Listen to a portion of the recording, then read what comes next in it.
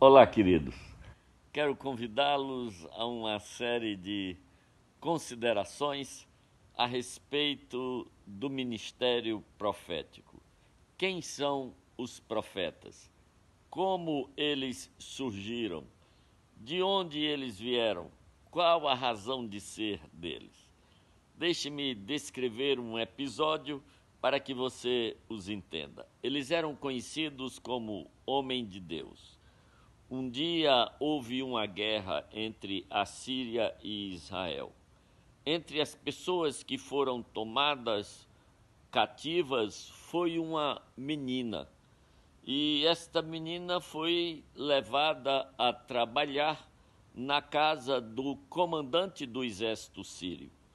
O comandante do exército sírio era um herói de guerra, mas era um homem leproso.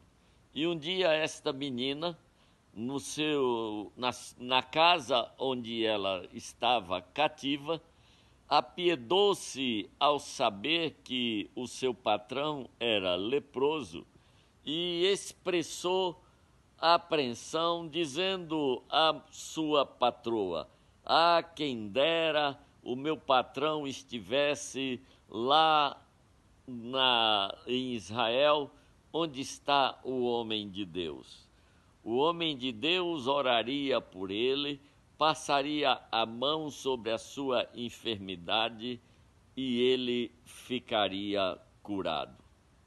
Então aquela mulher disse o que a menina dissera ao seu marido, e o seu marido então foi ao rei, e o rei enviou uma carta ao rei de Israel, que neste contexto havia se tornado um rei vassalo.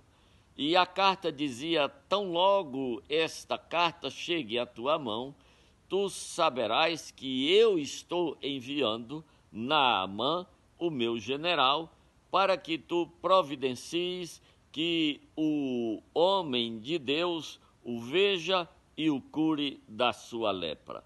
Ao receber aquela carta, o rei de Israel entendeu que aquilo era a busca de uma motivação para uma outra guerra, onde provavelmente ele seria outra vez derrotado. E então rasga as suas roupas como expressão de indignação, de apreensão, e isto é levado ao conhecimento do homem de Deus, que se chamava Eliseu. Então chega aos ouvidos de Eliseu, que era o tal conhecido como homem de Deus, que o rei rasgara as suas vestes, porque o rei da Síria enviara o seu comandante enfermo de lepra e exigia que ele fosse curado. E então o profeta Eliseu manda um recado para o rei de Israel: "Por que rasgaste as tuas roupas? Manda este homem a mim, e saberão que há profeta em Israel." E saberão que há profeta em Israel. Quero estar considerando nessa nova série que estamos começando, saberão que há profeta em Israel. Quero conversar sobre o ministério profético em Israel.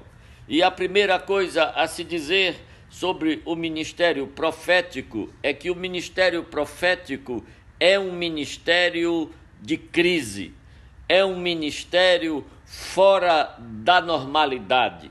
A normalidade era Deus falar com o seu povo através da sua palavra. Mas desde que o povo não se importava mais com a lei de Deus, a lei de Deus chegou a ponto de ser perdida dentro do templo. Deus então levanta, num momento de crise, uma solução de crise, que são homens que falarão em seu nome e dirão o que ele diz e convocarão a nação a um arrependimento. Estes homens seriam chamados de profetas. Profeta vem da palavra profemi, P-H-E-M-I, profemi, quer dizer aquele que fala em lugar de, falar em lugar de. O prefixo pro da palavra profeta tem o mesmo significado do prefixo pro da palavra pronome, em lugar de. Em lugar de, profemi quer dizer falar em lugar de. Era alguém que falaria em lugar de Deus, em nome de Deus, as coisas que Deus manda dizer. Então daí vem esta palavra profeta. Profeta não é necessariamente adivinhar o que vai acontecer. Profeta, antes de tudo, diz o que Deus manda dizer. Diz o que Deus manda dizer. Este é o profeta. Que Deus te abençoe, querido.